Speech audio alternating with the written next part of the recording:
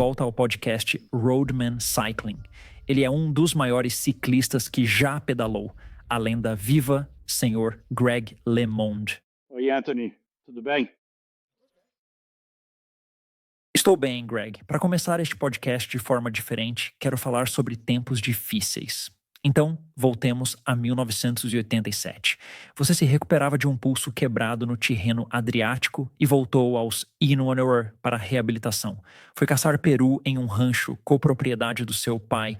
Seu cunhado ouviu um barulho em um arbusto. E, embora eu nunca tenha caçado, acredito que a primeira regra da caça é não atirar cegamente através de um arbusto, mas seu cunhado decidiu fazê-lo. Do outro lado do arbusto, não é um peru, é Greg LeMond. Me conte o que está acontecendo. O que está passando pela sua cabeça? Quais são as sensações? Como tudo isso ocorreu? Bem, eu acho, eu realmente pratico tiro ao prato, como em competições de trap. Desde os meus 11 anos, tenho plena consciência sobre segurança com armas de fogo.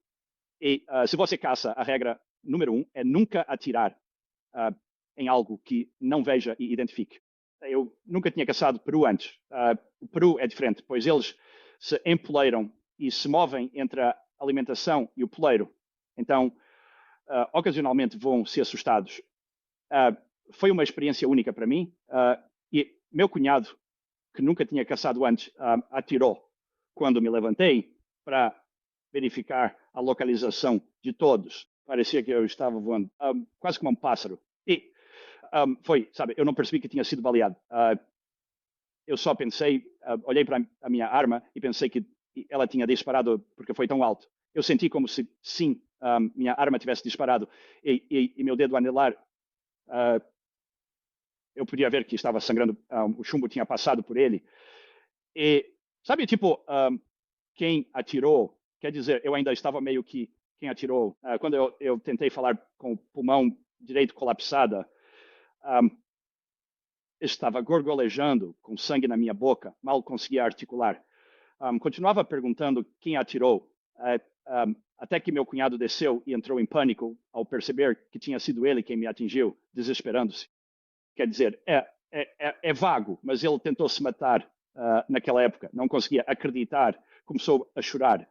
Simplesmente não podia acreditar no que aconteceu. Ele tentou se matar ali, naquele momento. Ou isso aconteceu depois, meses depois? É vago, mas não, ali ele estava tipo, meu Deus, sabe, ele acabou comigo. Vencedor do Tour de France, meu cunhado, não posso sobreviver a isso. Vi ele tentando pegar a arma e carregá-la. Meu tio apareceu e eu disse, joga fora, cara. Não consigo acreditar naquele momento. Mas disse, pegue a arma e jogue fora, isole-a. Ele se acalmou.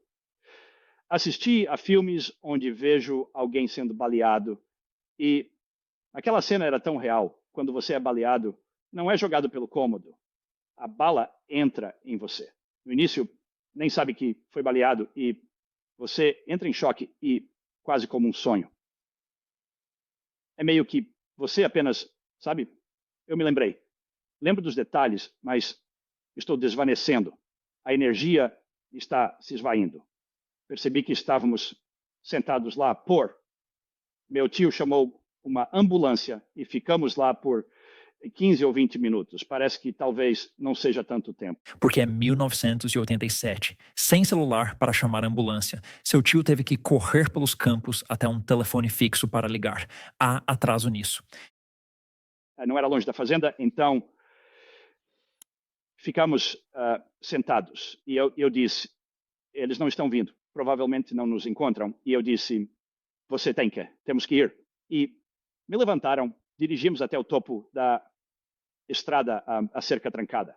Fiquei pensando, por que não a derrubaram? Havia 3 ou 4 carros de polícia, uma ambulância, caminhão de bombeiros, estavam lá há uns 15 minutos. Penso nisso. Tive sorte. Um helicóptero que estava procurando... era um helicóptero da polícia médica lá, por causa de outro acidente de carro que decidiu dar uma olhada no acidente de tiroteio. Por acaso, passou por lá. Se não tivesse sido levado de helicóptero para o hospital, certamente teria morrido, pois a viagem de carro do local onde fui baleado até o hospital era de 45 minutos. Já ouvi pessoas contando histórias de quando sofreram acidentes traumáticos assim.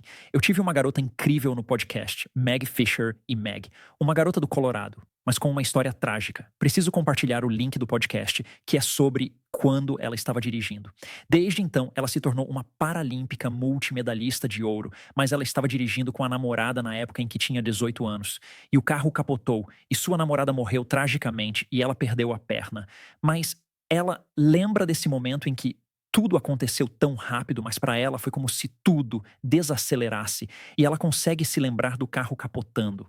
Ela pode descrever com detalhes vívidos as expressões no rosto da namorada, a senhora do restaurante que a tirou do carro. Você já teve um momento assim, seja no helicóptero, a caminho ou no hospital, onde tudo pareceu desacelerar? Sim, por isso eu disse, não sei se fiquei no campo por 20 minutos ou 5 minutos, mas parecia que estava em câmera lenta. Quando fui levado para a ambulância no topo da propriedade, eu sabia que eu provavelmente estava desfalecendo rápido, mas continuavam pedindo meu endereço 745 Vanilla Way. Ainda me lembro porque repeti umas 100 vezes, daí entrei no helicóptero, meio que me lembro de decolar, mas foi só isso. Depois lembro de pousar e meio que em câmera lenta, saindo do helicóptero, como nos filmes, e então me empurraram para dentro das portas e provavelmente de imediato eles perfuraram um pulmão, fizeram um buraco no meu pulmão, pelo pulmão colapsado. E a última coisa que me lembro, mas eu não me lembro, do rosto, assim, quer dizer, ela está lembrando quase exatamente como quando eu levei um tiro. Tem 5 minutos, onde ela está cambaleando. Eu conseguia ver isso, quer dizer, é incrível o que seu cérebro pode absorver. Você se descreveu como uma pessoa eternamente otimista. Nos primeiros dias, seu estado de espírito era otimista em relação à recuperação ou era apenas instinto de sobrevivência? Sabe, uma das coisas que eu acho que as pessoas também entendem, talvez da nossa época, é que você faz uma escolha e se muda para a Europa e Sabe, ao casar é preciso ganhar a vida. E como atleta, as pessoas percebem. Parece que é a sua vida inteira, mas parece que o próximo salário é tudo. E se você está mal naquele momento e ninguém te dá uma folga e se sofre um acidente, normalmente é o fim da carreira no ciclismo. E sem meio que dizer, ok, talvez possa voltar e se reabilitar. E naquela época não era assim. Eu não estava pensando nisso quando levei o tiro, mas diria que, após minha primeira vitória no Tour de France, fiquei bastante abatido naquele inverno. E realmente foi ganhar o Tour, esse sonho. lutando por isso e depois não receber o devido reconhecimento, não ter aquela satisfação de uma equipe feliz por trás, a vitória me afetou. E então, quando levei o tiro, isso foi meio que eu não tinha certeza se queria voltar a correr naquele momento. Eu só. Quando voltei para a Europa, isso, sabe, na verdade, naquele inverno, eu realmente pensei que talvez devesse tirar um período de folga. E então eu voltei a correr. Me senti melhor, entrei, sabe, no ritmo das corridas. Mas quando levei o tiro, fiquei tipo, não sei se consigo fazer isso de novo. Isso foi só nas primeiras 3, 4 semanas. Um mês depois, recebi uma carta de Bernard Tapie dizendo que tivemos um ótimo relacionamento de 3 anos, na verdade 2 anos, mas você está demitido. Ele me dispensou e só depois percebi o que farei para ganhar a vida. Então isso faz parte. Eu tinha uma empresa de bicicletas que comecei naquela época, então estava investindo nela. Naquele tempo, não ganhava muito dinheiro comparado aos atletas de hoje. Parte do estresse não era só o acidente de caça, mas também como sobreviver e gerenciar a empresa sem competir ou administrar lá.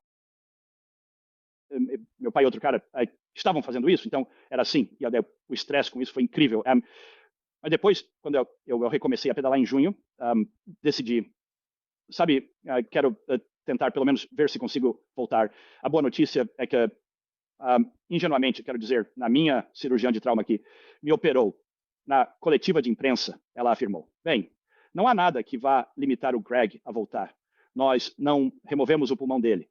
O pulmão e o coração ainda estão lá e ele vai ficar bem. Então peguei e pensei, sim, 5 ou 6 semanas de treino, estarei bem. Mas fui muito ingênuo, porque perdi peso. De 149 libras, 148 libras para 118 libras, não sei quantos quilos, mas pelo menos 10 ou 15 de massa muscular.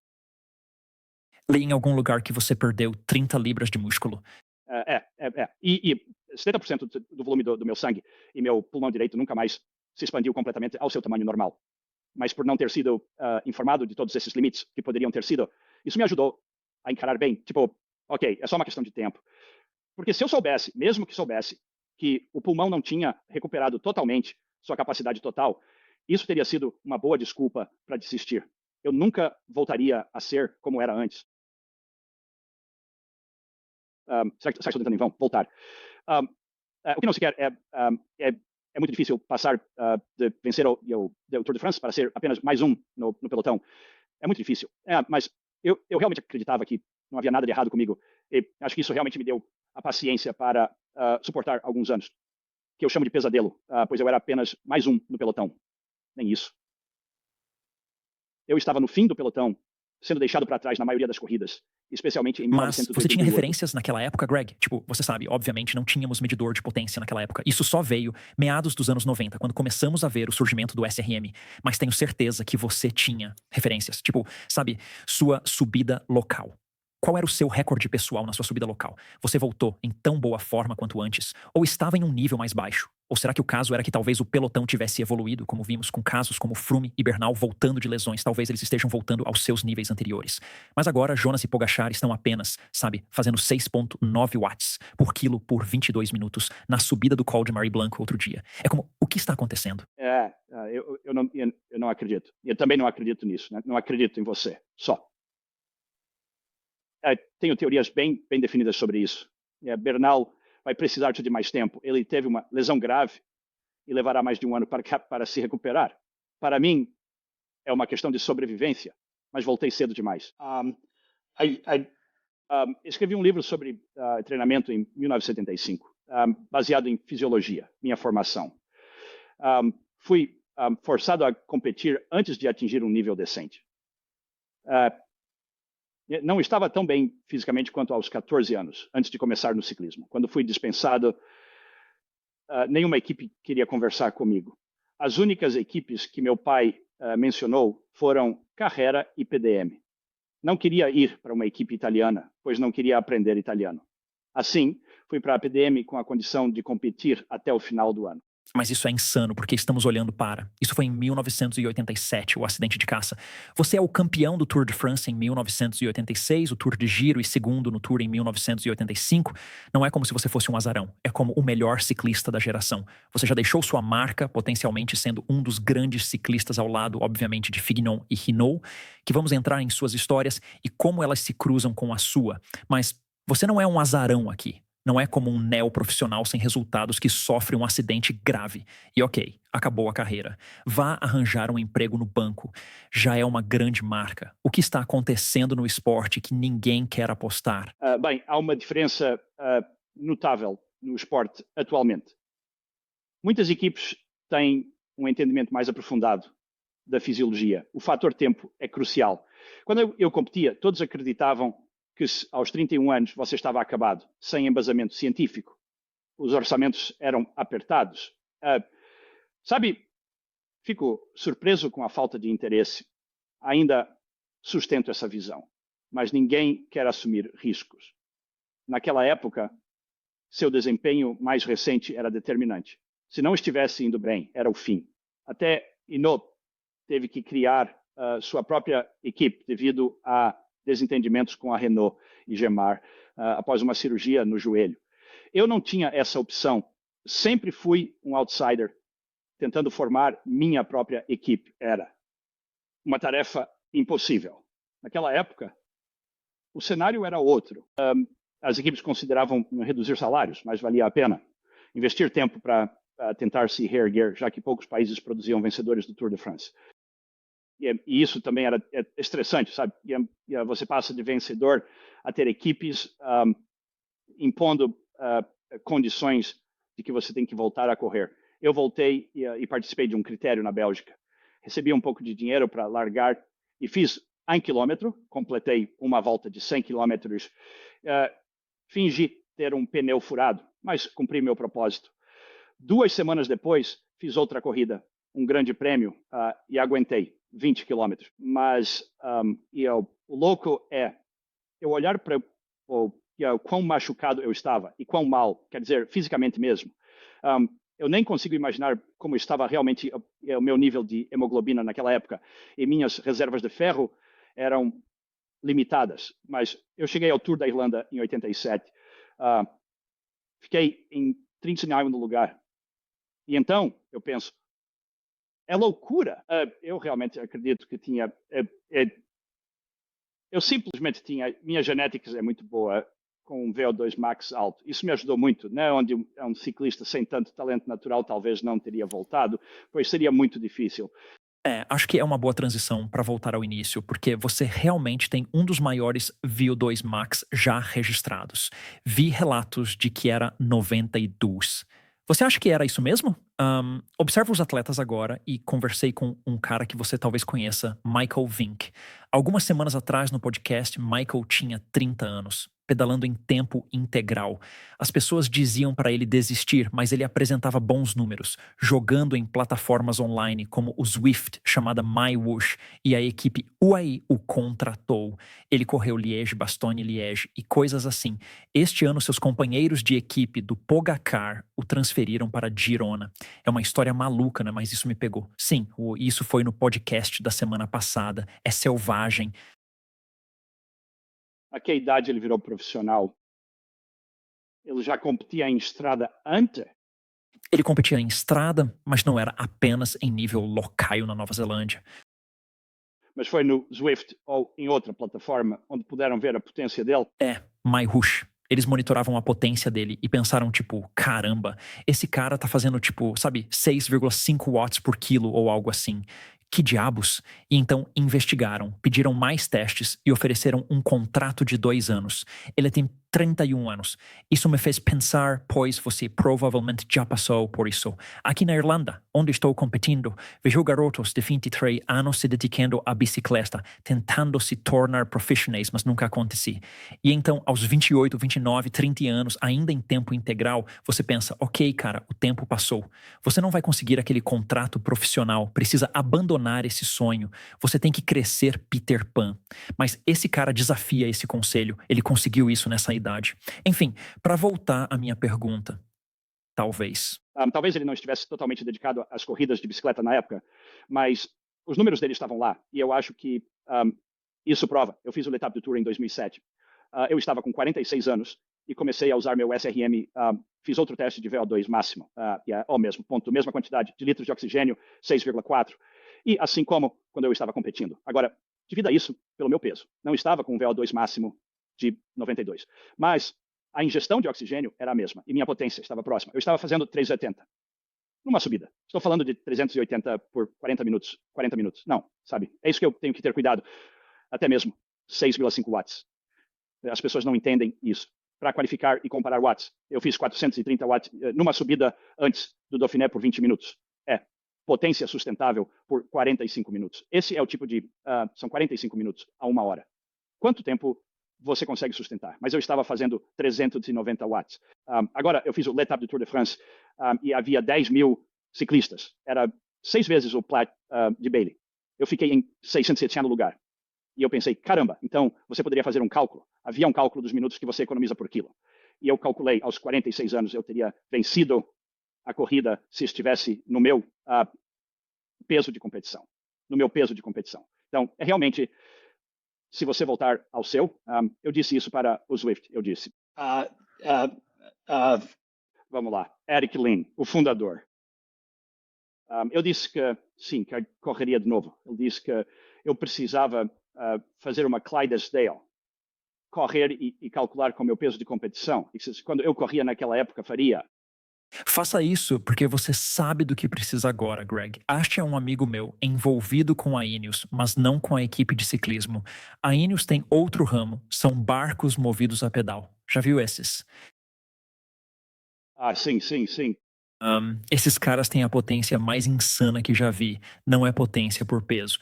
É só potência. Ainda é peso até você decolar. Até você decolar. Mas eles não estão otimizando pelo peso. Meu amigo me envia arquivos de potência de caras que fazem 520 watts por 20 minutos. E eu penso, isso não pode ser real. Ele diz que sim, mas o cara pesa 94 quilos. Então, os watts por quilo são 5,2 ou algo assim, o que ainda é bom, mas não tanto.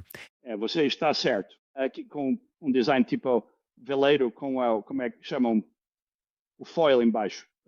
Uma vez que você pega o embalo, terá arrasto no início, mas depois não deveria fazer diferença. Você está certo. Mas essa é a parte difícil, até quando parei de correr, em 94. 2 anos depois ganhei 18 quilos. E durante a competição eu fiz testes de gordura de beliscão e subaquático. Este último preciso. Ganhei 27 libras de massa muscular sem musculação. Não pretendo voltar. Alguns ciclistas são naturalmente magros. Mas, devido à minha genética, pesaria 180 libras se não competisse sem estar acima do peso. Então, eu estava pesando 86 quilos, com 12 quilos a mais de músculos, que todos falam sobre a potência em subidas, como 6,5 watts por quilo no Col de Marie Blanc. Break time, hiking 1,18. Historicamente, até uns 8 ou 9 anos atrás, os ciclistas eram semelhantes, com baixo percentual de gordura.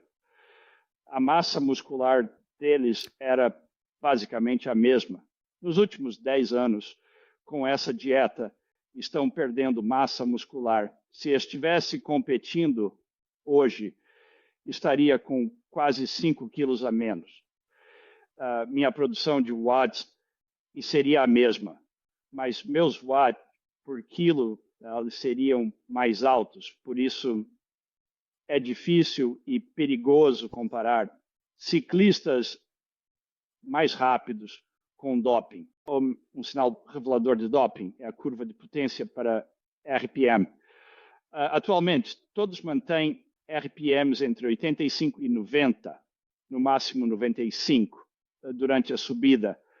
Se observar RPMs de 100 ou mais, ou é um motor ou doping. Enquanto sobe uma ladeira, ao analisar o recorde de 1992, fizeram um cálculo com arrasto aerodinâmico com Eddymerckx, com média de 420 watt break time em 10,51 para o recorde de 1 hora, assim como Chris Boardman. Quase todos os recordes foram estabelecidos entre 102 e 103 RPMs. O torque e as rotações são otimizados para a produção de energia. A ideia de Armstrong melhorar seu estilo de pedalada é absurda. Atualmente, todos mantêm um RPM semelhante ao subir, retornando ao contexto histórico. De volta ao histórico. Quando comecei a usar o SRM, aumentei meus RPMs, pois havia um grande mal-entendido nos anos 80 de que empurrar uma marcha pesada desenvolve mais potência, o oposto. Eu usava uma marcha pesada, mas sei o RPM ideal para cada saída de potência. Subindo, se fizer 400 watts no plano, será em torno de 100 RPMs, geralmente 10 a menos numa subida. Vejo ciclistas hoje com RPMs normais, indicando uma saída de potência natural. A diferença é que os ciclistas estão mais leves, pois estão se privando de comida. Estou otimista com a nova geração de jovens ciclistas. Então, eu realmente acho que as comparações são difíceis de fazer, não são?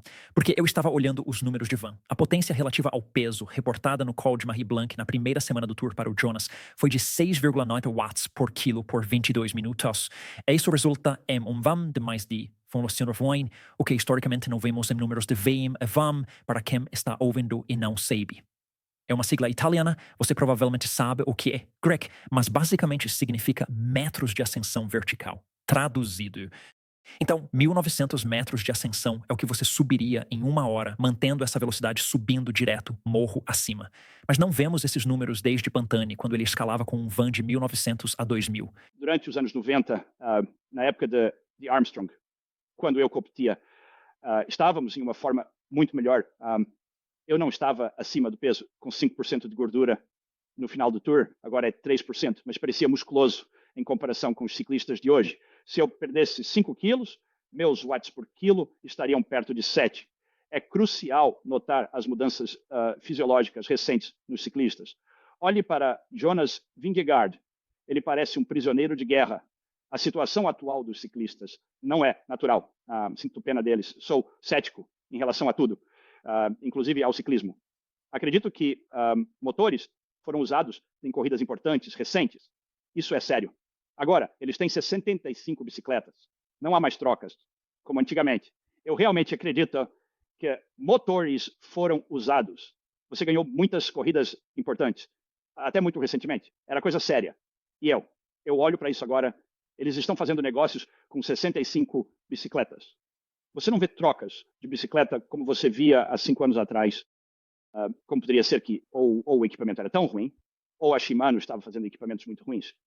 Mas eu via, quando eu praticava o seu esporte, eu via 5 trocas de bicicleta pelos ciclistas. E isso me irritava. Eu via e eu sabia. Eu sei o que é andar com motor. Eu vi o que aconteceu com isso e eu sei por dentro. Eu sei quem eu acredito que estava usando isso. Eu não vou dizer isso em voz alta, porque... O que é realmente louco é o que eu vi no Keppelmoer no Tour de Flanders, onde estavam Boonen e Cancellara. E o Boonen estava literalmente dando tudo no sprint. E o Cancellara se afasta dele, sentado, no Kepler até a catedral. A câmera se afasta e depois volta, e você vê o espaço dentro de 300 metros se transformar em 20 segundos, 30 segundos, um aumento de distância desproporcional para tão pouco tempo. A menos que o Boonen tivesse descido da bicicleta e parado, mas ele continuava sprintando com tudo. Aquilo, para mim, foi momento. E eu conversei com alguns amigos que estavam, sabe, competindo naquele ano em Flanders. E sabe, muita gente sentiu que havia um motor sendo usado ali. Conversei com profissionais que sabem de uma equipe que foi usada na mesma equipa. É difícil dizer claramente, pois até ter o motor e a bicicleta é boato. Não quero problemas legais, mas outro. Let's do it again. Adicione de novo a isso. Mas se eu disser isso, não vai ser popular. Mas se você olhar para o Mont Ventoux do Chris Froome, divulgaram o arquivo que eu poderia. Eu acredito que poderia te mostrar. Tem tantas coisas antinaturais ali. Se você voltar hoje e assistir algumas performances daquela época, as rotações por minuto são insanas. Insanas. Lembre-se, não há eficiência. Ninguém é eficiente a 110 RPM numa subida. E a aceleração que acontecia no Mont Ventoux, você podia assistir àquela em que combinaram o arquivo com o dele. A saída de potência no Mont Ventoux, você podia vê-lo acelerando e a potência caindo drasticamente. Isso deveria estar aumentando ou mantido em um nível muito alto. E isso realmente me incomodou. E nós conversamos com a polícia, e eu realmente... eles elegeram um novo presidente, David Partien. E ele levou a questão dos motores muito a sério.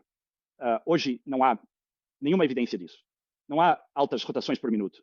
Não há essas trocas massivas de bicicleta. As trocas eram uma loucura, porque, como eu disse, ou a Shimano e outros fabricantes estavam produzindo porcaria, o que sabemos que não é o caso. Não há razão para 5 ou 6 trocas de bicicleta em uma etapa. Eu assisti essas corridas e, sabe, eu estava trabalhando com a Eurosport na época. Eu só queria gritar, isso é besteira, isso é loucura. Então, tenho uma pergunta sobre isso, Greg. Por que você se importa? Por que é isso? Por que assumir essas batalhas desde a questão Armstrong até falar publicamente sobre motores para analisar e cadências? Temos o Sean Kelly nesta parte do mundo e ele simplesmente se cala quando a conversa fica polêmica sobre doping. Nunca o ouvi expressar uma opinião sobre algo controverso. Em alguns círculos, pode haver críticas a ele, sugerindo que isso comprometeu sua integridade, mas permitiu que ele mantivesse uma carreira na mídia muito próspera e lucrativa. Você optou por não seguir esse caminho. Sim, mas eu entendo. É como se... esse é o problema quando você é... Ele é um comentarista, não um jornalista. Digamos que ele seja um comentarista. Essa é a fonte de renda dele. Sabe, ele está olhando para o David Walsh, todos os outros vão encarar isso. E ele provavelmente não teria emprego se fizesse isso. E então, essa é a parte difícil. E alguém vai fazer comentários. Não posso julgar o John Kelly de forma alguma. Mas, para mim, eu tinha essa visão idealista. Versão do ciclismo quando competia. Mas, eu não sou idiota, mas sinto muito por profissionais que surgiram nos anos 90 com o Apple. E eu sou muito grato por isso. Eu amava tanto o ciclismo. Eu era tão apaixonado pelo Tour que não precisei me tornar profissional porque não sei o que teria feito. Não vou dizer que teria sido melhor que todos os outros e teria apenas continuado com o ciclismo, porque, não sei, eu não era. Nunca fui colocado nessa posição. Mas quando eu estava competindo no final da minha carreira, o EPO teve um impacto dramático na minha carreira ciclística e então, lá está o meu próprio desempenho. Como em 1991, olhando para trás, eu estava em melhor forma naquele Tour do que estava... Era como em 1986, eu podia dizer, porque não tinha um medidor de potência naquela época, mas eu tinha uma Vespa com a qual fazia treino motorizado. E nunca fui tão rápido assim por horas a fio. Ou pelo menos como se eu tivesse simulado uma subida por 45 minutos. E, sabe se estava fazendo 85 km por hora, isso é o máximo. Mas eu poderia, sabe, você sabe quando está pedalando bem? E eu assumi a liderança imediatamente. E olhando agora, fiz um contrarrelógio de 70 km. Estava 8 segundos atrás de Miguel Indurain. 8 segundos, só isso. Então, Miguel Indurain tem sido. Eu gosto do cara, mas todos estão ligados ao Concone. E eu olho, naquele momento, eu acho que eu consegui, perdi aquele tour por causa do Apple. Ao mesmo tempo, tinha um amigo na PDM na época, e Johannes Dreyer, casado com uma americana. Recebemos uma ligação, e minha esposa recebeu uma ligação no meio da noite, acho que foi em 1990, indo para 1991. Ele morreu de um ataque cardíaco ao lado dela. E não podemos dizer que foi EPO, eu acho, mas ela indicou que provavelmente estava relacionado a algum tipo de drogas. E então, no final da minha carreira, Philip Casado, ele morreu de um ataque cardíaco. Ele foi para uma equipe italiana, então não era apenas doping, estava matando pessoas. Os ciclistas, às vezes, são tratados como cobaias. Eles recebem coisas que nem mesmo sabem. Eu me lembro de ouvir sobre ciclistas recebendo antidepressivos. Quer dizer, eu já tomei antidepressivos, você tenta parar de tomá-los e entra numa depressão severa, literalmente.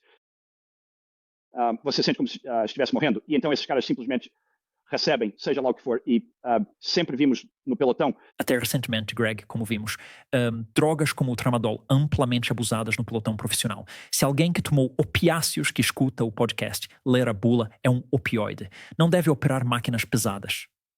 Se não deve operar máquinas pesadas, definitivamente não deve fazer sprints em grupo ou tini como se apoiando em alguém. Mas o que é uma loucura? O que um opioide vai fazer pelo seu ciclismo? Você vai matar a dor. Isso é uma loucura. E é por isso que eu disse que os ciclistas estão tomando algo, porque alguém antiético está mandando eles fazerem isso. Eu posso garantir que eu adoraria ver dados sobre tomar opioide, se isso melhoraria o desempenho. Mas os ciclistas vão seguir. Eles são como ovelhas e vão ser informados. Se isso ajuda. É a natureza da competição. Se eles podem obter uma vantagem, eles vão fazer isso. E é por isso que é realmente importante ter controles muito bons. Quer dizer, eu não espero que esse esporte seja 100% limpo algum dia, mas eu volto sempre ao que eu tentei convencer. Ou falar com a WADA em 2006, após Floyd ser pego, para tentar acordos de delação onde ciclistas cepegos entregariam suas fontes, permitindo voltar a competir logo. Lembro de um documentário sobre o Fuentes. A Operação Porto. Sim. Eu sempre ouvi a história sobre o Dr. Mabuse. Ele era sempre mencionado, sabe, nessas histórias de terror. Dr. Mabuse. E eu acho que Gaimard falava sobre ele.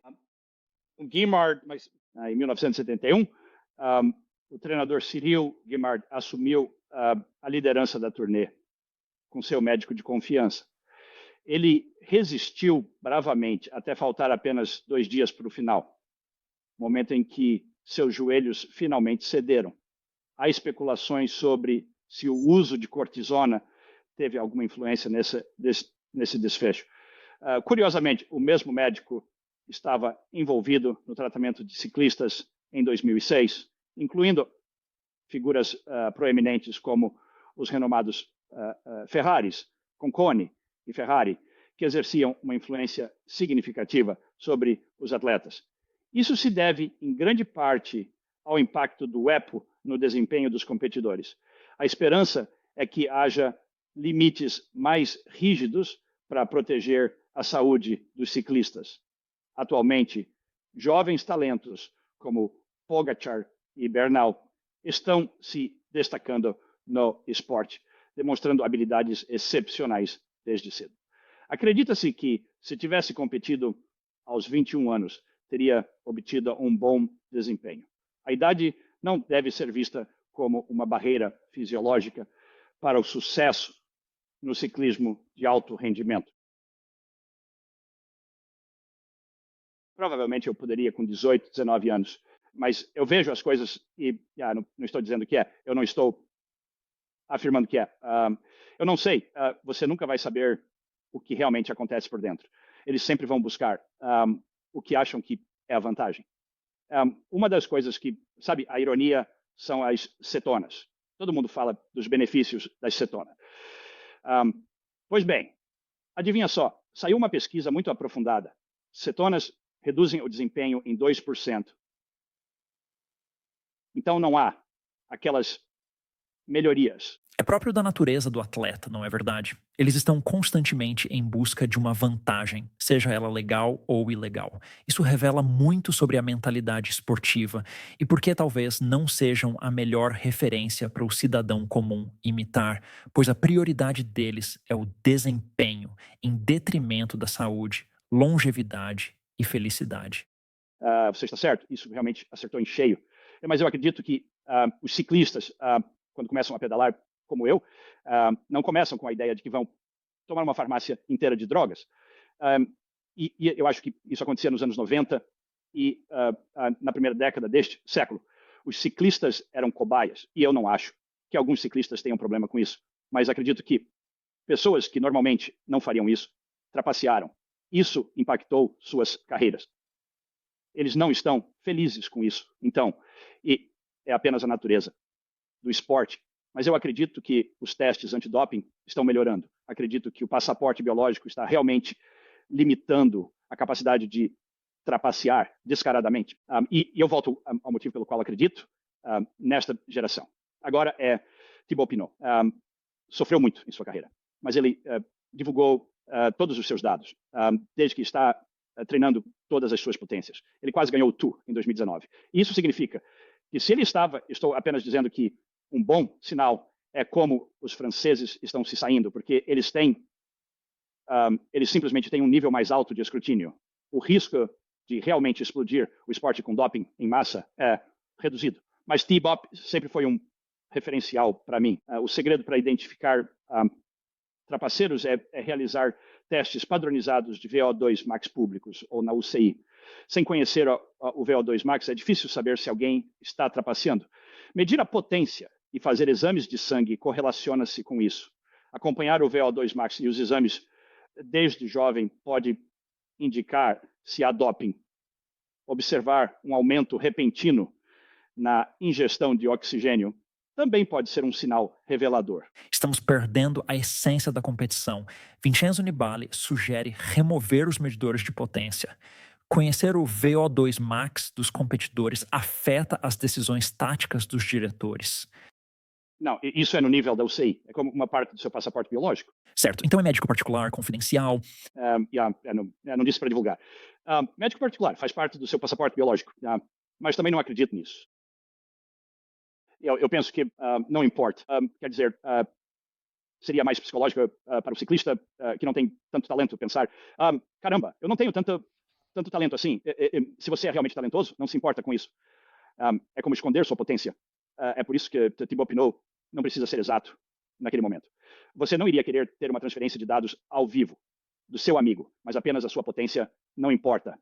Porque, mesmo sendo o mais talentoso, seu corpo passa por mudanças. Você pode ter os melhores valores, mas em um dia ruim, você pode não render e um cara com valores menores vai te superar. Então, não é sempre apenas a superioridade física. Acho que não podemos falar sobre doping e justiça e especialmente sobre um dos mais destacados atletas americanos, sem mencionar outro dos mais notórios atletas americanos. Houve um ponto na evolução dessa história em que havia potencial para uma relação de passagem de bastão de um grande campeão americano para o próximo campeão americano em ascensão. De LeMond para Armstrong, não aconteceu dessa forma. Qual foi o primeiro sinal de alerta para você dizer: ei, isso não vai ser a relação de passagem de bastão que tinha o potencial para ser? Bem, na verdade eu estava um pouco. Eu estava realmente entusiasmado com o seu regresso. Mas mais incrível, olhando para trás, foi quando jantamos com a esposa dele e com o Armstrong. Nós morávamos em Minneapolis, a apenas 3 milhas dos pais da Kristen Armstrong. Ele estava de volta, mas não conseguiu concluir a volta, terminando em 35º ou 36º lugar. Quando perguntei sobre seus objetivos, ele afirmou: vou vencer o Tour de France. Fiquei impressionado. E então, o que vem a seguir? Ele respondeu: quero vencer 3 voltas. Eu quero 3 tours. Foi bizarro. Fui com a minha esposa. Eu disse: Deus, isso é bom para ele, mas, cara, isso é realmente um pensamento bem otimista. Cerca de um mês e meio antes do tour, recebi uma ligação de um amigo, diretor da equipe Cofidis, que contou uma história maluca. Eddie Merckx perguntou a Armstrong: como você vai se sair no tour? E ele disse: eu vou ganhar. E ele disse: bem, isso é 4º lugar no Tour da Espanha. Sabe, isso é uma coisa, mas vencer o Tour é algo completamente diferente. Agora tenho algo que mais ninguém possui. Era algo indetectável. A primeira coisa que eu vi, não levei muito a sério. Sempre há rumores quando eu corria como júnior com uma cicatriz na panturrilha. A piada era que eu tinha um músculo de canguru lá. Sempre é assim. Se você é melhor que todo mundo, todos têm seu ego. Acham que são tão bons quanto, então precisam descobrir por que tinham aquela vantagem. Mas, enfim, é isso. Em 99, deve ter sido amplamente usado, porque o Armstrong surgiu de repente para mim com aquela vitória no prólogo. Ele havia ficado em 4º na Volta da Espanha, como você mencionou, mas a vitória no prólogo foi como se ele se apresentasse ao mundo. Eu me emocionei por ele, literalmente. É por isso que eu disse, é como se eu não tivesse intenções. Eu não sou invejoso. Eu não sou uma pessoa invejosa de jeito nenhum. E eu reconheço as lutas dele após o câncer, e eu estava absolutamente ao lado dele. Eu fiz um tour de ciclismo, como um tour de férias naquele ano, o Tour de França de 99. Conheci ele, cheguei lá, eu disse: cara, se você fizer o contrarrelógio como fez, não tem motivo para não ganhar isso. Tivemos uma conversa e ele acabou ganhando e foi ótimo, né? E eu fiquei animado por ele. No ano seguinte, no Tour de France, tivemos uma reunião de equipe, 10 anos depois da minha primeira vitória no Tour de France, com a equipe Z. E foi estávamos em Crillon-les-Bras, próximo ao Mont Ventoux. O mecânica que contratei e trabalhou para mim por 7 anos estava presente diante de 12 amigos ciclistas que não eram verdadeiros ciclistas, eles não tinham conhecimento sobre ciclismo.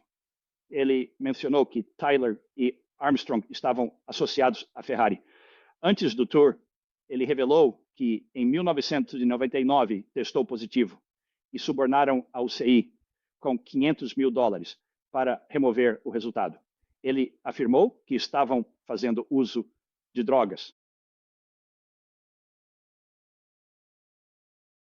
Quando recebi essa informação, fiquei completamente atordoado. Ficou quase insuportável encarar a situação. É como se você estivesse todo animado, apoiando alguém, e de repente percebesse que essa pessoa não é quem diz ser. No dia seguinte, eu deveria seguir o Tour de France, mas optei por não ir. Cada vez que Armstrong se destacava, os jornalistas me procuravam primeiro, querendo saber minha opinião. Eu preferi não ser questionado, não queria estar diante de um jornalista tendo que responder de forma honesta. Não sou alguém que mentiria. Fui convocado mas continuava sem saber o que dizer. Isso protege a minha integridade, mas também pode ser interpretado de duas maneiras. Alguém perguntou o quê? O que você acha dessa vitória desde então? E eu disse que é inacreditável, é inacreditável. Então é crível ou pode ser interpretado de duas maneiras. Inacreditável. Para mim, não era crível. E então foi aí, sabe, que eu decidi, cara, não consigo mais assistir ciclismo. Não conseguia assistir. Aí, no ano seguinte, quando ele venceu, David Walsh quase o expôs, treinando com Ferrari. Ele, Armstrong, soube disso, antecipou-se, disse que estava usando a Ferrari para treinar para o recorde da hora. Mas e o David tentou me ligar e ligar. Eu disse, você está olhando no lugar certo. Você está olhando no lugar certo. E por acaso, apenas sem olhar para o número, atendi o telefone, era o David Walsh. E eu disse, hey, David. Ele disse, Greg, eu quero uma declaração. Eu quero falar com você sobre a vitória do Armstrong. Eu disse, não tenho nada a dizer. Eu disse, minha mãe ensinou que se não tenho nada de bom para dizer, é melhor ficar calado. Eu disse, sério? Eu não tenho nada de bom para dizer, prefiro não falar. Ele disse, tudo bem, você não acha que o retorno dele, se limpo, seria o maior na história do esporte? Eu disse, com certeza. Ele continuou, se não for, o quê? Se não for, como ele diz, eu respondi, seria a maior fraude. Essa citação, mesmo com a primeira parte com David, se tornou minha, o contrário. Cara, aquele homem que eu chamei de Armstrong me ligou uma semana depois e me ameaçou. A ironia é que ele disse, por que você me chamou de fraude? Eu disse, eu não chamei.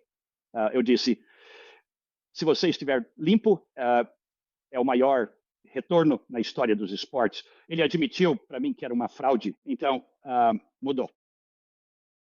Um período realmente difícil, porque eu tinha um negócio próspero de bicicletas, a track bikes. Eu estava ameaçado de que isso iria acabar. Eu pensei, tudo bem, vamos lá. Eu vou apenas esperar, isso vai acabar. Ele vai ser pego, mas isso nunca aconteceu. Mas ficou claro que eu era o inimigo da track bikes e porque eu não concordava, eu não seria parte do grupo de apoio. E isso também destaca o quanto o ciclismo decolou comercialmente, porque temos você de um lado, um dos maiores escritores na história do esporte, tendo se aposentado com uma reputação completamente intacta. Então temos Armstrong, que se revelou. Ele é um ciclista pós-escândalo da Team Festina, com algumas alegações bastante duvidosas ao seu redor, mas o dinheiro e os interesses financeiros cresceram tanto no período entre a sua aposentadoria e essa era de domínio do Armstrong que simplesmente é impossível para alguém quase romper essa bolha de silêncio sem causar um dano financeiro massivo a si mesmo. Nós temos, sabe, a Bell Helmets pressionando você, a Trek pressionando você, e sim, é tudo apenas interesses financeiros autosservidos. Você percebe que o mundo é movido por isso. Embora, sabe, eu realmente teria lucrado muito se tivesse entrado nessa, mas era algo tão claro e óbvio. Se não me tivessem contado aquilo, se não me tivessem dito naquele jantar o que estava acontecendo, eu não teria uma prova concreta, eu não teria nada realmente, teria sido apenas insinuação, teria sido apenas uma espécie de boatos. Você não teria adivinhado, já que estamos em 99 e o caso Festina foi em 98 e provavelmente você ainda tinha boas conexões no pelotão profissional. Não, na verdade não estava. Eu não estava. Depois que parei de pedalar, porque o EPO simplesmente decidiu que eu não ia segui-lo. Eu estava tão feliz, citado como o melhor pela revista L'Equipe em 1998. Isso poderia ser a melhor coisa que aconteceu com o ciclismo, quando as pessoas foram pegas no caso Festina. Todo mundo pensou que seria o pior, mas eu achava que o esporte precisava disso. Então, na verdade, dei esse benefício ao Armstrong, porque, em teoria, se estiver limpo, se os controles de drogas estiverem, se você os limitou, é o que você vai fazer. Talvez o talento natural dele tenha se destacado, e talvez ele não tenha conseguido fazer isso nos anos 90, em 95, 96, porque todo mundo estava no EPO. Então, essa era a minha visão otimista. Eu não olho para os ciclistas e penso, ele está trapaceando. Eu realmente olho para o melhor de cada ciclista. Uma vez que você adquire conhecimento de primeira mão, isso se torna como preto no branco. O que realmente me marcou em 2001 foi estar em uma conferência esportiva em Austin, Texas, mas na verdade não em Austin, Texas, mas em San Antonio. Eu deveria participar do Ride for the Rosemont com Armstrong, mas na semana anterior ele me desconvidou. Ele disse que eu estava bêbado no ano anterior, o que não era verdade, mas ele decidiu que eu era o inimigo por ter criticado o Dr. Ferrari um mês antes do evento, enfim. Estava na conferência de medicina esportiva, onde o Dr. Ed Coy fez testes com ele desde 1991 até se tornar profissional. O ego dele, seja lá qual fosse, ele deveria falar sobre ajudas ergogênicas, como bebidas e tal. Ele mostrou um slide do Armstrong. Eu me lembro como se fosse ontem. Ele exibiu um gráfico da sua ingestão de oxigênio. 5,7 litros de oxigênio. Ele mostrou seu peso nos primeiros 2-3 anos, no qual ele perdeu 3 ou 4 quilos entre 91 e 95. Mas até 1999 era apenas uma diferença de 1 quilo, não o suficiente para compensar aquela diferença. E então eles tinham uma linha do canto inferior esquerdo para o canto superior direito, que era eficiência mecânica, e eles usaram Chris Carmichael como o especialista que, honestamente, não sabe de nada, fez um negócio baseado em fraude. De qualquer forma, ele alegou, sim, que a melhoria dele era mecânica.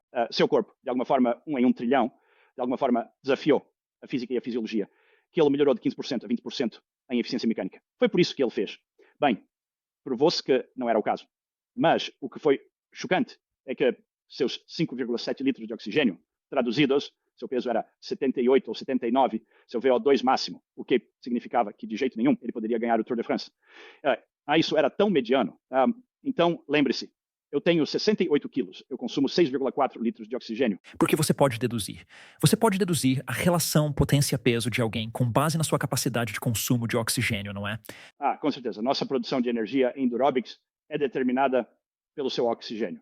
Lembre-se, seu VO2 máximo é crítico, pois permite maximizar sua capacidade aeróbica. Se estiver mal treinado, pode não atingir esse pico. O segredo é que sua produção sustentável deve se aproximar ao máximo do seu VO2 máximo. Assim, você sustenta cerca de 90% da sua ingestão de O2. Por exemplo, se tenho um VO2 máximo de 92, mesmo não estando bem treinado, devo superar ciclistas em 85. No meu Tour de France, em 1990, com mononucleose, longe da minha melhor forma, ainda ganhei. Foi muito abençoado, com 5,7 litros de oxigênio, é mais de meio litro extra com um peso menor. Pensei, meu Deus, para assistir aquilo, e ele se gabou antes.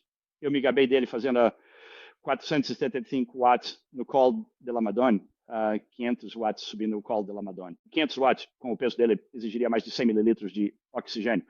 VO2 máximo, isso significa que ele teria que manter nos 90. Nos 90 por 30 minutos, e ele tinha um VO2 máximo de 78, impossível. E então, subindo lá, ele manteve uma média de 475 watts. Impossível. Mesmo hoje, você pode ver ciclistas, eu garanto que se você olhasse a potência no computador deles, eles não estão mantendo mais de 400 watts. Você está vendo 420 watts, 440 watts.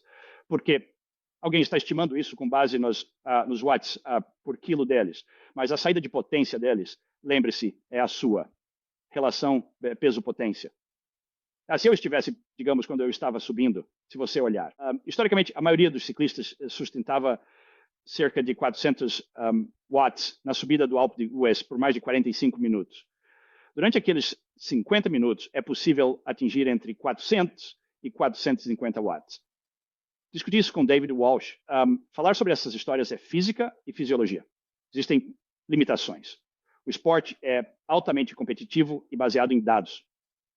Não há milagres, treinamentos ou dietas secretas.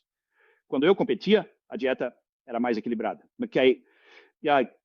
Nos anos 80, minha alimentação era semelhante, exceto por restrições alimentares que levavam à perda de massa muscular.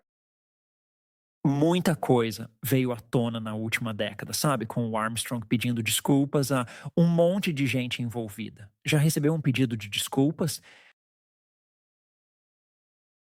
Ele quis. Então, eu organizei uma reunião em São Francisco. O obriguei a assinar um acordo de confidencialidade. Aí nos encontramos com o advogado dele e assinamos acordos de confidencialidade. Eu sabia que isso o deixaria louco, pois ele queria falar publicamente, mas eu queria testar sua honestidade. Tinha informações de um processo com a Trek Bikes. Sabia que ele estava trabalhando com a Trek para fechar minha empresa de fitness. Vi arquivos sobre isso por acidente. Perguntei se ele trabalhou com John e John Burke nisso, e ele mentiu. Eu sabia que ele não estava sendo sincero, pois vi os documentos e mensagens entre ele e John Burke. Então percebi que ele não estava sendo honesto e nunca pediu desculpas. Ele disse, sabe, Ele nunca pediria desculpas. Ele disse que se envolveu nessa grande energia, nesse movimento. E então não sabia como se desculpar. Você acha que esse relacionamento está acabado ou é algo que você consideraria consertar? não, nunca. Meu Deus, não, ele não é alguém com quem se possa ter amizade. Absolutamente não. Nenhuma chance. Mas a ironia é que cerca de 2 meses depois, ele finalmente revelou que tivemos uma reunião. Ele tentou fazer parecer que tivemos. Ele se desculpou comigo. Mesmo que tivéssemos um acordo confidencial, eu sabia que ele não suportava ter que vazar isso. Então, não, eu nunca consideraria nenhuma relação cordial com ele, nunca. Estou fascinado em saber como era o treinamento na época em que você estava no auge da sua forma. Me leve de volta a 1983, o ano em que nasci. Ouvi histórias lendárias do meu pai sobre os treinos que você fazia para vencer o Campeonato Mundial de Estrada em 1983. Como era o treinamento para aquilo? Bem, é interessante porque, por mais avançado que o treinamento pareça, Guimar veio de lá. Fez uma escola de medicina esportiva e fisiologia na Suíça, acho que Paul Cochley. E, se eu olhar para trás, era baseado em fisiologia. Mas nós tínhamos um programa de cerca de 6, 8 semanas antes. Você começaria esse carregamento, um carregamento realmente pesado e com maior intensidade no início e maior volume por cerca de 6 semanas. E então, você deveria atingir a exaustão completa no final das 6 semanas. E então, 2 semanas antes, eu teria realmente, descanso completo até me sentir realmente revigorado novamente. Então, pedaladas muito curtas e intensas antes do Mundial. E eu usei esse programa para sempre. Eu ganhei o Mundial algumas vezes, o mesmo programa, quase como correr. O Tour Villy, antes do Tour de France. Mas eu escrevi um livro em 85, era praticamente de um documento, um livro de 2 polegadas de espessura que Paul Cochley deu a cada ciclista, que ele insistia que estudássemos, e ele é tão relevante hoje quanto qualquer outro. E eu acho que conheci Laurent Tandem no Tour de France, em 2014. Ele veio até mim e disse, Greg, em 2008 ou 2009, eu de alguma forma encontrei seu livro e eu disse, este é o melhor livro de treinamento que eu já li, sabe? Eu ainda uso isso hoje. Eu tenho uma história engraçada sobre aquele livro. Quando eu era estudante, não podia pagar por um treinador ou um livro, pois gastava todo o meu dinheiro com a faculdade. Fotocopiei o livro da biblioteca, copiei cada página e criei um caderno cheio de anotações. Com meus próprios planos de treino baseados nele, tive sucesso modesto no ciclismo por alguns anos. Atribuo muito disso ao que aprendi com o livro e ainda compartilho essas lições com atletas mais jovens. É uma leitura brilhante para quem conseguir encontrá-lo, mas não sei se ainda é impresso. Não está. Mas está, depois que consegui um medidor de potência, há coisas que mudaria, com certeza. Ainda, especialmente com Guimar, quando comecei a treinar, um grande erro é forçar marchas pesadas. Ele dizia que iria forçar marchas pesadas. Quando penso em quando corria como júnior, tinha marchas limitadas. Correndo no nível amador, era muito mais ágil. Hoje faria provavelmente menos volume e mais intensidade no inverno do que fazia antes.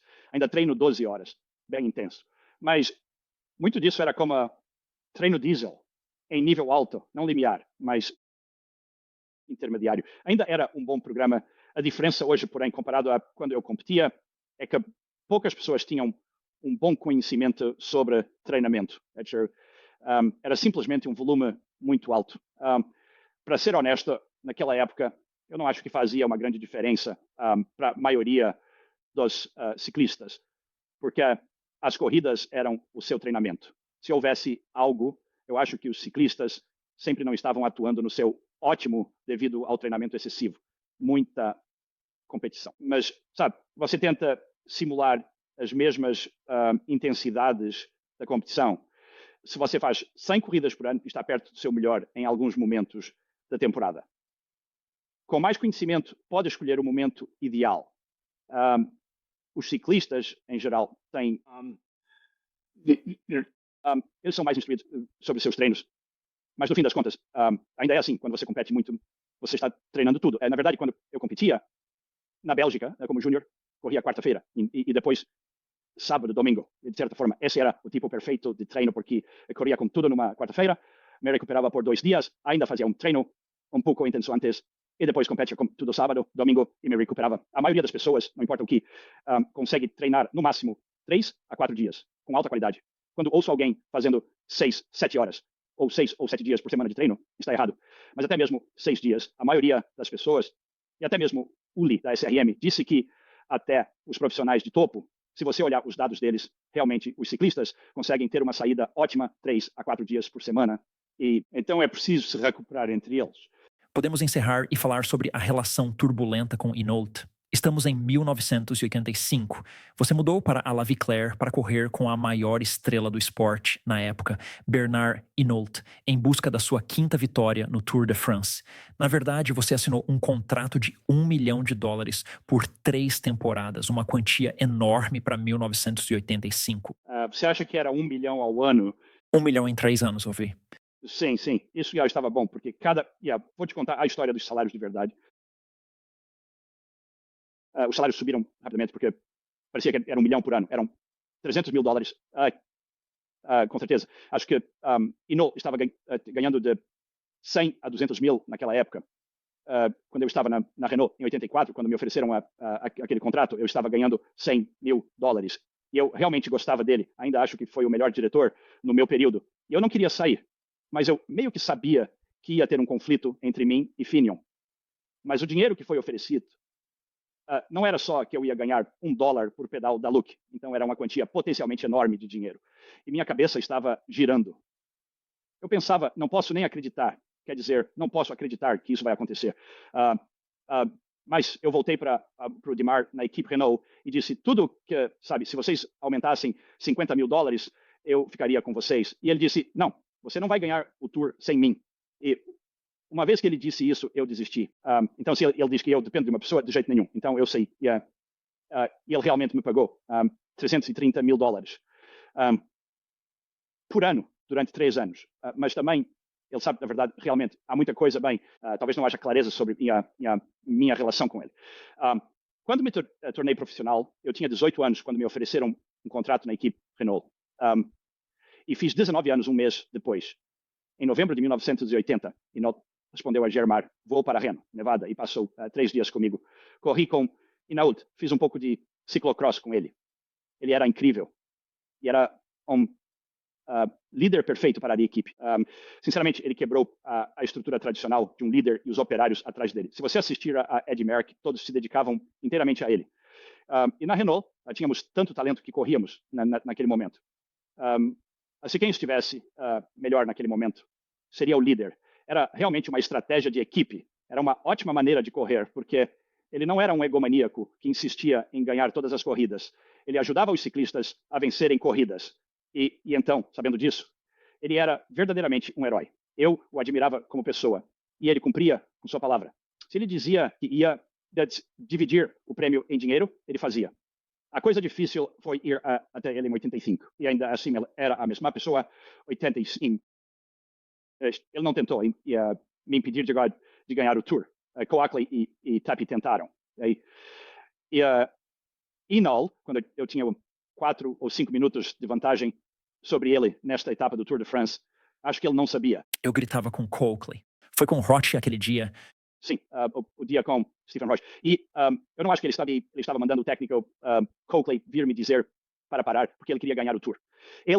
Mas Coakley e Tapi, esse era o objetivo deles, ganhar o Tour de France. E Coakley, o time mentiu para mim. basicamente disseram que ele estava 45 segundos atrás de mim. Eu esperei minutos e ele ainda não apareceu e ainda estava 2 minutos atrás de mim. Então eu estava chateado com o time, não sabe de todo. E ele percebeu que ganhou o Tour naquele ano. Ele vai trabalhar para mim no próximo ano. Me ajude a entender as táticas ali, Greg. Em 1985, ele vence o Tour pela quinta e última vez. E você fica em segundo na classificação geral. Não vemos mais isso hoje em dia. Vemos equipes montadas, talvez com exceção da Jumbo-Visma este ano, onde ainda mantém o Sepkus no top 10. Na era pós-Armstrong, equipes são montadas em torno de um ciclista líder. Os gregários se esforçam até o limite nas montanhas e se retiram quando mal conseguem pedalar mais. Como ele consegue ganhar o Tour sabendo que você está em um papel de apoio e ainda assim fica em segundo na classificação geral? Mas não era assim. Ainda era uma época de corridas estimulantes. Quero dizer, eu disse que as outras equipes tinham um líder. Quantas equipes realmente têm? 2 potenciais vencedores do Tour de France. Né? E quase o mesmo.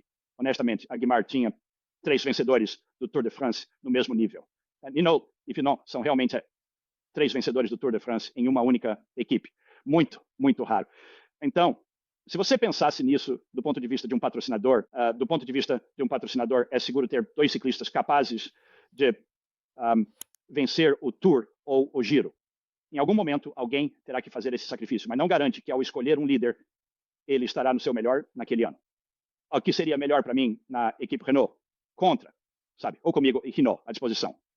Com Laviclair, naquela época, foi uma jogada inteligente, pois acredito que se eu tivesse permanecido na Renault em 85, teria vencido. Mas naquela época fui pago para ajudá-lo a ganhar e fui muito bem pago. Fui contratado para auxiliá-lo em seu quinto Tour, sob a condição de que ele fosse o melhor. E caso contrário, eu teria liberdade de competir pela vitória. Nas primeiras semanas, ele se destacou mais do que eu. Apesar de alguns dias difíceis, consegui progredir. Durante a etapa para Luz Ardennes, acompanhei Stefan Roche no call do Tourmalet. Chegamos a Montana com uma vantagem de 3 ou 4 minutos. Só fiquei sabendo disso após a etapa. Mas acho que poderíamos ter estado até 4 ou 5 minutos na frente. Eu esperei por ele e ainda terminei 2 minutos e meio na frente. Quando dou minha palavra, eu cumpro. Não quebro contratos, eu mantenho acordos. Por mais chateado que eu estivesse com a equipe, ele percebeu que trabalharia para mim no próximo ano. No dia seguinte, ele foi deixado para trás quando Roche venceu e eu o ajudei a subir no ranking. Sabendo disso, permiti que ele vencesse como prometido. Se eu tivesse vencido o Tour, acredito que teria sido capaz de vencer aquele Tour. Se o técnico Coquelin não liderasse, eu teria vencido ou estaria no topo, com 4 minutos à frente de Hinault. Não foi Hinault me segurando, mas sim a equipe. Foi com eles que fiquei chateado. Então estamos indo para 86 e temos essa promessa de que no próximo ano seria a sua vez em 86. Isso é verdade? Ele realmente disse isso? Sim, até em entrevistas que vi, alguém mencionou um novo documentário na França. Vi uma entrevista 2 ou 3 semanas antes do Tour de 86. Ele disse que seria ótimo, que iria trabalhar para ele. Ele foi para a Colômbia, teve um bom treinamento, voltou em ótima forma, mas sei que havia mais. Imagine, ele venceu o Tour de France 5 vezes e Bernard Tapie era conhecido. Era como um Donald Trump, egomaníaco, assustadoramente poderoso, na verdade. E imagino ele dizendo, dane-se Le Mans. Sabe, e eu olho para trás e penso, sim, eu consigo ver isso, porque ele teve a chance de ser o único a ganhar o Tour de France 6 vezes. E eu acho que ele poderia ter vencido naquele ano se ele era tão bom. E então, 3 dias antes do Tour, acho que talvez no próprio Tour, perguntaram a ele, sabe, sobre a liderança. E ele disse, bem, o líder será definido depois. O líder será aquele que vencer o contrarrelógio, o primeiro. E eu fiquei tipo, sério? Tipo, você está brincando comigo? Eu não disse nada para ele. Não consigo acreditar que isso mudou. E o mais louco é que, mesmo que fosse o caso, ele só ganhou o contrarrelógio porque eu tive um pneu furado e uma roda quebrada. Eu teria vencido aquele contrarrelógio. Mas O que eu não sabia, havia uma completa conluio entre os ciclistas Tapie e, sabe, a etapa em Dupont, que fomos para os Pirineus. Naquele ponto, estávamos basicamente empatados no tempo geral. Com fundo na corrida. Isso foi porque você pegou a camisa na etapa 17. E então, a primeira vez que me lembro disso, talvez sua lembrança seja diferente, mas pelos vídeos, eu me lembro do Hinault atacando no dia seguinte na etapa 18.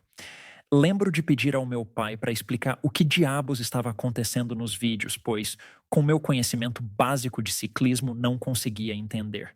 Bem, o verdadeiro drama foi a etapa de... esqueci de onde começou até Pau e passamos pelo Col de Marie Blanc. Existe uma regra no ciclismo, você não ataca na zona de alimentação. E estávamos todos juntos. E quando olho para trás, naquele dia, lembro de olhar para nossos ciclistas, Jean-Francis Bernard, e alguns escritores, conversando com a equipe Renault. Agora, Team Banesto, seja lá qual for a nova transição dessa equipe, mas a Renault com o Delgado. E então estávamos tranquilos pedalando, quando antes da zona de alimentação houve um ataque repentino, foi um caos, mas pensei que iria desacelerar. Peguei minha musette, saí, e alguns quilômetros depois o pelotão parou, todos relaxando e bebendo. Seguimos assim por 20 quilômetros, presumindo que todos estavam juntos, o pelotão inteiro. Então, de repente, Hinault, Delgado e Capistani estavam quase 5 minutos à frente em uma fuga. Fiquei chocado, não podia acreditar. Surtei completamente. Como poderia perseguir Hinault sozinho? Seriam 3, 4 minutos. Seria massacrado, tentando alcançar a camisa amarela. E o que é que está acontecendo na equipe? A equipe está dividida em 2 grupos, um Le Monde e outro Renault. Ou vocês estão todos trabalhando juntos? Bem, naquela época, eu pensei que estávamos unidos. Mas ninguém me contou o que aconteceu. Tudo o que eu sabia era que Hinault estava na frente. E não houve esforço para tentar trazê-lo de volta. Claro que a equipe não ia persegui-lo, de qualquer forma. Subimos o Col de Marie Blanc e faltavam, então, 20 quilômetros. Havia uma pequena subida antes de Pau. E eu pensei, já estava 6 ou 7 minutos atrás naquele ponto. Eu pensei, dane-se, eu tenho que recuperar alguns minutos. Eu tenho que limitar a perda. Então, eu ataquei. Acho que levei Lucha comigo. Era só um grupo de 5 homens naquele ponto. De qualquer forma, que eu estava talvez com 10 ou 15, não consigo lembrar. E eu recuperei 2 minutos e meio em Pau. Então, Hinault descobriu que eu estava pedalando com Lucha. Quase chegamos às vias de fato, no final da etapa. Isso ainda lhe deu uma vantagem de 5 minutos. Mas aquela foi sua etapa de nocaute. Ele achou que tinha me vencido, que tinha me aniquilado. Naquela noite eu decidi, acabou, sem mais amizade. E eu sabia que no dia seguinte eu tinha que recuperar o máximo que pudesse. Eu recuperei 5 minutos. Seu ego era tão grande que ele simplesmente achou que era muito mais forte. E ele atacou na descida do Col du Tourmalet. Eu estava tão feliz que ele estava lá sozinho. Ele teve uma vantagem de alguns minutos em um ponto, mas nós o alcançamos no pé da próxima subida. E eu recuperei aqueles 5 minutos. Mas foi aquele dia, depois de Pau, que a equipe parou de falar. Mas anos depois, recentemente, John Fritz, eles fizeram um documentário com Hinault, daquele tour. E John Frostmare finalmente admitiu que, sim, eles conspiraram, possivelmente, trocaram dinheiro com a equipe Renault durante aquele abastecimento para me isolar. E então ele disse, não, estou feliz que ele tenha falado sobre isso, porque ele disse que foi claro. Foi um jogo mental com o Greg, foi meio que isso. Essa foi a parte difícil, né? Foi imaginar ter uma amiga, uma pessoa que você admirava como um irmão, um engano, e não ser transparente sobre isso. Seria como, sim, eu vou trabalhar com você. Então, não, em um certo momento. E há pouco antes de eu pegar a camisa amarela, no Col du Grenon, tivemos uma chegada de etapa em gap com ventos laterais fortes, e Hinault continuava atacando em echelons e fugas. Eu seguia, mas não podia cobrir todos. De repente, ele se distanciou e todos pararam de novo. Fiquei isolado. Agradeço ao Robert Miller até hoje. Eu disse, Robert, sabe, coloque sua equipe para trabalhar, a equipe Panasonic. Eu te daria a etapa se você estiver ao meu lado em uma etapa de montanha. E ele fez sua equipe perseguir. Nós o alcançamos. Caso contrário, ele teria tirado mais 2, 3 minutos de mim. E naquele momento, no final daquele dia, eu tinha arrumado minha mala e estava saindo pela porta. Eu disse, chega, não vou mais correr esta prova. E o Tape e o Coakley vieram gritando comigo, você não pode fazer isso. Eu disse, sim, eu posso. Acabou. a menos que você realmente, eu não aguento mais isso. Então eles disseram, ok, não se preocupe, tá bom? Inal vai correr por você. Vamos resolver isso. Então, ele sabe que no dia seguinte é deixado para trás. Pego a camisa amarela. E no Alpe d'Huez, ele ataca na descida. Tenta seguir algumas vezes. É como se não ficasse só perseguindo o companheiro de equipe, mas ele escapa. Todos param numa parte mais plana. E cheguei ao Col do Telegraph, uma subida de cerca de 1 quilômetro. A Coakley veio e disse que eu não podia pedalar com Zimmerman. Não podia andar com ninguém. Eu estava a 200 metros do topo do Col do Telegraph, ainda no 1. Fiquei irritado, ataquei com toda a força, acelerei. Podia ouvir Zimmerman quase perdendo a curva, desci rápido. Alcancei a fuga. Estava 2 minutos à frente, na base do Col do Telegraph. E cortei o grupo. Deixei Hinault chocado. Passei direto por ele e disse, vamos lá, isolamos Zimmerman. Durante aquela etapa, eu estava deixando Hinault para trás no Col do Grenone. Ele disse que era só seu joelho doendo. Deixa eu ditar o ritmo. Eu vou estabelecer o ritmo. Vamos no meu ritmo. Assim você se poupa para o Zimmerman. Ok, ótimo. Lá embaixo, no vale, chamado La Fère, eu acho que é. Chama-se La Fère e Alpe d'Huez. Cathy, minha esposa, veio até mim e disse que eu ganhei o Tour Greg. A última etapa do Hinault. O último Tour de France dele. Ela sugeriu que eu deixasse ele liderar a subida em Alpe d'Huez, o que fiz. Estava preocupado com a segurança, especialmente após o incidente com Eddy Merckx nos anos 70. Deixei ele vencer a etapa e subir Alpe d'Huez facilmente. Porém, ao terminarmos, ele disse que a corrida não acabava ali, continuando a mudar as regras do jogo. Você tem aquela foto do Graham Watson, o renomado fotógrafo esportivo. É da terceira última curva do Alpe d'Huez, a cerca de 1,52 km do cume. A imagem é incrível, capturando expressões faciais enquanto vocês olham para a próxima curva em zigue-zague, com os Alpes ao fundo. No entanto, é difícil interpretar tudo, pois a relação não parece amistosa naquele momento. Mais adiante, vocês cruzam a linha de chegada de braços dados e você cede a etapa a ele. Existe algum significado nesse gesto ou foi apenas para as câmeras? Era o que o Tapi queria, mas para mim foi um alívio que a corrida tinha acabado, sabe? Montanhas superadas. Não vou ter que competir contra, sabe? E eu estava mais aliviado que eu. Acabou. E então, na entrevista, logo depois daquela etapa, ele disse, não acaba até o contrarrelógio. Eu pensei, queria que você tivesse dito isso lá em Baixó, na subida, porque, sinceramente, eu estava muito melhor do que ele naquele dia. Eu teria deixado ele para trás, tão facilmente, numa subida para nós. Eu disse isso. Queria que você tivesse dito isso, seu filho da mãe, para mim. Porque não disse lá embaixo, no Alpe d'Huez. Mas o louco é que isso tornou tudo ainda, quer dizer, o próximo companheiro de equipe era o Bernard Vallée. Descobri que ele estava disposto a me derrubar, a me tirar da corrida. E então, no contrarrelógio, um cara que eu conhecia, ele sabia que era um importador e distribuidor de bicicletas e ele pediu ao co-diretor Marisol para sabotar, sabe, mecanicamente, fazer com que eu falhasse no contrarrelógio. E quando eu caí, minha esposa presumiu que foi isso que aconteceu. E Maurice Lego, ele ficou tão enojado com essa pessoa e o comportamento dela, sabe, ele nunca, você sabe, ele era o braço direito do Hinault. Eles não se falaram por uns 20 anos. Foi um tour muito estressante e... Mas será tão diferente vencer em 89? O estresse do 86 e depois em 89 é, digamos, um golpe de sorte. Estar 50 segundos atrás antes da etapa final e ganhar o contrarrelógio por 59 segundos. Assim, não há tanto estresse e pressão acumulados durante o percurso. É como Pogačar vencendo o Tour no último dia contra Roglic. Foi exatamente isso que eu vi. Eu pensei, consigo imaginar a alegria dele. Mas, não. Lembra que eu pensei em desistir do ciclismo 8 semanas antes. E sabe, eu estava feliz por estar lá. Mesmo que eu pegasse a camisa amarela ou a perdesse, eu estava tão feliz só de chegar entre os 3 primeiros. Mas conforme eu me aproximava, sabe? E você quer vencer.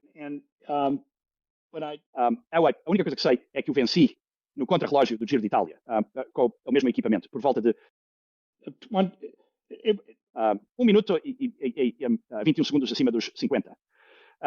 Pensei que seria por 2 ou 3 segundos. de vencê-lo com o mesmo equipamento, e então eu tinha os guidões aerodinâmicos naquele capacete supostamente aerodinâmico, que na verdade não era na época. Então eu senti que poderia vencer, mas ganhar aquela volta, sinceramente, não há nada igual. Uma vitória como essa foi, de certa forma, inesperada, mesmo eu estando confiante de que poderia conseguir. Vamos lá.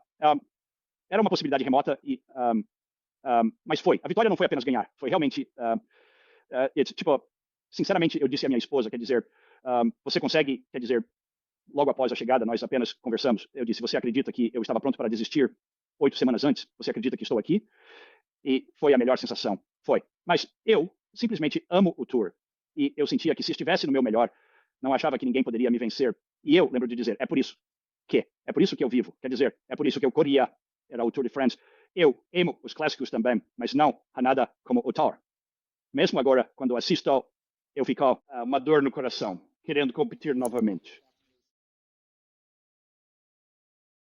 89 foi um ano especial, voltando e validando o retorno com a vitória no Tour. Como irlandês, dói falar sobre o Mundial de 89, onde Sean Kelly era o mais forte e você estragou tudo. Não o mais forte, supostamente o mais rápido, mas Sean Kelly, eu pensei, sabe de uma coisa? Ele no Tour de Lombardia, eu fiquei em segundo lugar, ele me venceu por um tris, ele é um sprinter melhor, embora quando a coisa fica realmente difícil, se eu tenho um sprint decente. Mas, sabe, fiquei feliz por finalmente ter vencido, por finalmente ter batido Sean Kelly no sprint.